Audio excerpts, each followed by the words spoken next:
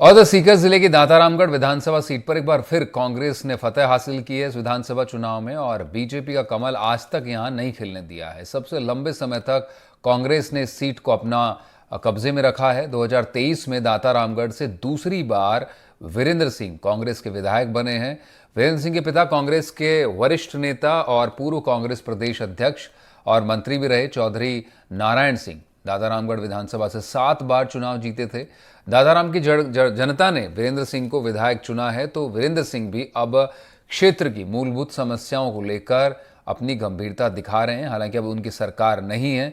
आमजन की मूलभूत समस्या जैसे चिकित्सा, पानी, शिक्षा, बिजली, सड़क, रोजगार और खेती समेत कई समस्याओं को लेकर हमने उनसे सवाल किए और पूछा कि क्या उनका 100 दिनों का शुरुआती एजेंडा रहेगा। एनडीटीवी के विशेष कार्यक्रम एजेंडा क्या है में आज हम सीकर जिले की दातारामगढ़ विधानसभा के विधायक वीरेंद्र सिंह जी के यहाँ पहुँचे हैं।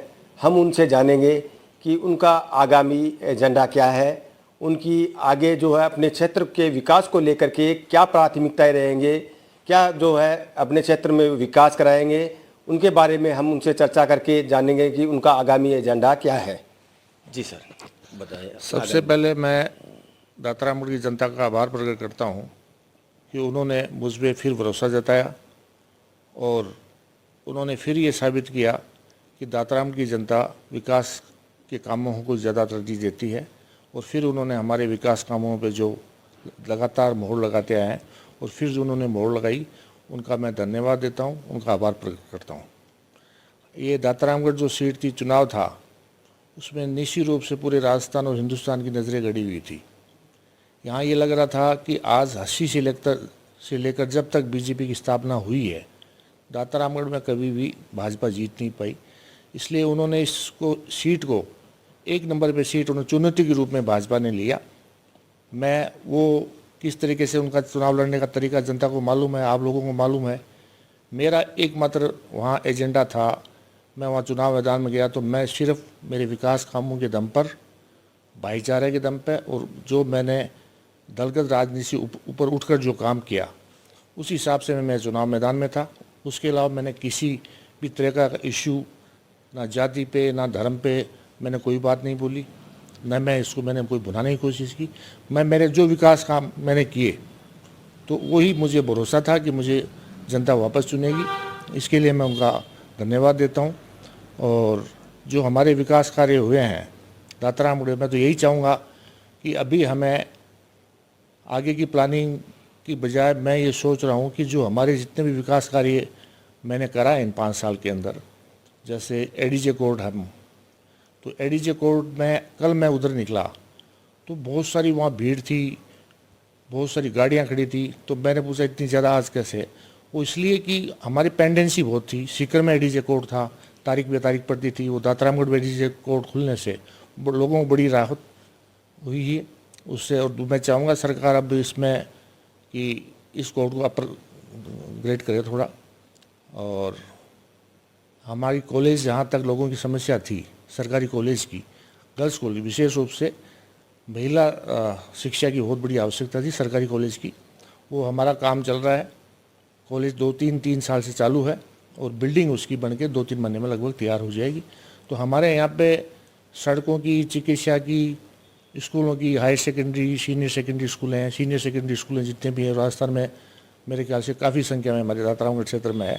मैं तो ये चाहूँगा, इस सरकार से उम्मीद करूँगा कि इतनी सारी जो हमारी स्कूलें हैं अपग्रेड की हैं, इस समय सारी पोस्टें भरी हुई हैं, लेकिन इस राजनीति में पढ़ के लोग कहीं बच्चों के भविष्य को देखते हुए वहाँ सारी पोस्ट हैं वो भरी रहें, वहाँ पे पूरे अध्यापक हों, अच्छे अध्यापक हों, ये उम्मीद मैं इस सरकार से करता हूँ। नहीं, आप जो दातारामगढ़ क्षेत्र की सबसे बड़ी समस्या जो पानी की समस्या जो है, डार्क जोन में धीरे धीरे जाता जा रहा है दातारामगढ़, तो पानी की समस्या को लेकर के आपके आगे क्या प्रयास रहेंगे क्षेत्र? पानी के लिए मैंने पिछले चुनाव में भी ये वादा किया था जनता से कि मैं निश्चित रूप से नहरी पानी यहाँ लाऊंगा। वो जो पानी की समस्या को मैंने मेरे चुनाव में मेरे एजेंडे में था, मेरी प्रायोरिटी में था। उसके लिए मैंने जितने भी गाँव में जहाँ पानी था, वो जहाँ दूर से भी पानी लाना पड़े, वो मैं जेजीएम के द्वारा, इस स्कीम के द्वारा हर गांव ढाणी तक मैंने पानी पहुंचाने का प्रयास किया। अभी पानी की कई गांव में थोड़ी बहुत किल्लत है, लेकिन मैक्सिमम गांव में हमने जीजीएम के थ्रू इस पानी की समस्या का समाधान करने का प्रयास किया, हुआ भी है। लेकिन जिस तरह से वाटर लेवल नीचे जा रहा है, जिस गति से जा रहा है, और जो हमारा इलाका जो 70% डार्क जोन में है, उसके लिए नहरी पानी की आवश्यकता थी। वो मेरे पिछले चुनाव में भी था। तो उसके लिए हमने लगातार प्रयास करके सीएम साहब से करके, सरकार से करके, और उसको कुंभाराव निफ्ट कैनाल से हमने 8,000 करोड़ रुपये स्वीकृत कराए। उसका डीपीआर बन के उसका काम चालू है। मैं उम्मीद करता हूँ इस आने वाली सरकार से कि जो डबल इंजन सरकार ये कहते थे, आज इनकी डबल इंजन सरकार है। एक तो मेरी ये रहेगी, हम इस बात के लिए प्रयास रहेंगे जो हमारे 8,000 करोड़ रुपये स्वीकृत हुए हैं वो कहीं राजनीतिक द्वेषता में कि कांग्रेस की सरकार के द्वारा किए हुए काम है उनको बंद करने का अगर प्रयास करें तो उसके लिए हम निश्चित रूप से आंदोलित रहेंगे। हम प्रयास करेंगे कि जो हमारी सैंक्शन है उसमें जो बजट 1,000 करोड़ का आवंटन हो चुका, तो फेज बाई फेज जितना आवंटन होना है उस ये सरकार दे, और उसके लिए हम प्रयास रहेंगे। सरकार को इसलिए बात करेंगे कि ये जनता की बहुत बड़ी समस्या है हमारे क्षेत्र की, और 7 तहसीलों की ये समस्या है, उसकी समाधान के लिए आगे उम्मीद करते हैं। केंद्र सरकार, राजस्थान की दोनों एक पार्टी की सरकार है, तो यमुना का जो पानी आता है जो हरियाणा के बॉर्डर पर नीमका थाना तक आया हुआ है, उसको भी अगर ये इधर लाते हैं तो मैं बहुत इस जनता के लिए अच्छा समझूंगा। और जहाँ तक आगे जो इस चुनाव में मैंने 5 साल में हमने इतने सारे काम करे, चाहे चिकित्सा हो, चाहे शिक्षा हो, चाहे बिजली हो, पानी हो, सड़कें हो, ये सारी चीज़ हम कंप्लीट कर चुके। कॉलेज हो, एडीजे कोर्ट हो, कानून व्यवस्था की जहाँ बात हो तो सीओ सर्किल डीएसपी ऑफिस हमने नाता में खुलवा दिया। और एक बीच में एक थोड़ा इलाका जीण माता जो डिस्टर्ब इलाका था, थोड़ा सा जो सुनसान इलाका था, उसमें थाने की आवश्यकता महसूस की तो वहाँ पे जीण माता थाना खुला दिया। तो कानून व्यवस्था की स्थिति भी वहाँ अच्छी है, इन 5 सालों में अच्छी रही। तो मैं ये चाहूँगा कि सारे काम हमने जो कराए हैं उसमें जो सड़कों का काम है वो हमने एक सड़क निकाली है नई जिसका काम चल रहा है, खूड़ से खाटू तक सीधी सड़क। तो मैं आखिरी बजट में मैंने ये सैंक्शन कराई थी, फिर मैंने सोचा दोबारा सरकार आएगी तो इसको पूरी हम जयपुर सीमा तक जोड़ें। खाटू से ढोड़सर तक ये सड़क निकलती है, तो जो जयपुर से खाटू श्याम जी के लिए जो आदमी आता है उसको रिंग नहीं जाके सीधा खाटू श्याम जी आने का जो सुगम रास्ता होगा, वो सड़क अगर हम प्रयास करेंगे, मैं भी विधानसभा में कोशिश करूँगा, मंत्री जी से मिलूँगा, सीएम से मिलना पड़े, सीएम साहब से भी मिलेंगे।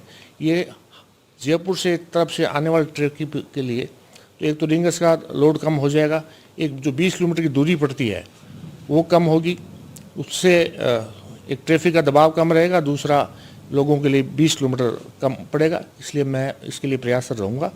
और मेरी ये मैं चाहता हूँ कि हमारा तहसील 2 भागों में बटी हुई है। पलसाना का इलाका थोड़ा इस साइड पड़ जाता है, दातरामुड़ तहसील वो है, हेडक्वार्टर दातरामुड़ होने से तहसील वहाँ पे है। तो मेरा इसमें ये था कि हमारी सरकार अगर बनती तो निश्चित रूप से मैंने जनता को भरोसा दिया था कि मैं हमारी सरकार बनते ही पलसाना के अंदर अलग से तहसील बनाऊंगा, जो इलाका हमारा 2 भागों में बटा हुआ है उससे उनको ये सुविधाएं रहे। लेकिन मैं कोशिश करूंगा, प्रयासरत रहूंगा कि यहाँ पे पलसाना में तहसील भी अलग से हम एक पलसाना को तहसील के रूप में हम बनाए। उप तहसील जो वहाँ पे है उसको हम क्रमोन्नत करा के तहसील के रूप में यहाँ उसकी तहसील बनाया जाए। पिछले कार्यकाल में आपने दातारामगढ़ में काफ़ी विकास भी करवाए, हर क्षेत्र में विकास करवाए, लेकिन जिले की और क्षेत्र की अगर बात करें तो बेरोजगारी की बड़ी समस्या है। उद्योगों को लेकर के या बेरोजगारी को लेकर के आपका आगे क्या प्लान रहेगा? हमारे पलसाना में जो इंडस्ट्रियल एरिया जो हमारे चौधरी नारायण सिंह जी ने स्वीकृत कराया था पलसाना में, वो आज इंडस्ट्री जो जिले में जितनी भी इंडस्ट्रियल एरिया है, नीमका थाना को छोड़ के जो भी इंडस्ट्रियल एरिया सक्सेस हुआ है वो है सिर्फ पलसाना का इंडस्ट्रियल एरिया। तो उसके लिए हम और आगे उसको विस्तार देने के लिए और ज़मीन एक्वायरी करनी पड़े या और भी जो करना, उसकी विस्तार की जितनी भी होगा तो हम पलसाना इंडस्ट्रियल एरिया को, या उसके अलावा एक मैं चाहूँगा कि दातारामगढ़ में साइड में भी कोई एक इंडस्ट्रियल एरिया हम डेवलप करें, उसके लिए मैं प्रयासरत रहूँगा। तो ये थे दातारामगढ़ से दूसरी बार विधायक बने वीरेंद्र सिंह जी। इन्होंने बताया कि क्षेत्र के विकास को लेकर की इनकी क्या प्राथमिकता रहेगी। इन्होंने शिक्षा के क्षेत्र में सड़क, पानी, बिजली, जो महिला शिक्षा है, इसके अलावा भी कई ऐसी बातें बताई जो इनकी प्राथमिकता में रहेंगी और क्षेत्र के विकास में अहम भागीदारी निभाएगी। सीकर से एनडीटीवी के लिए जगदेव सिंह पंवार।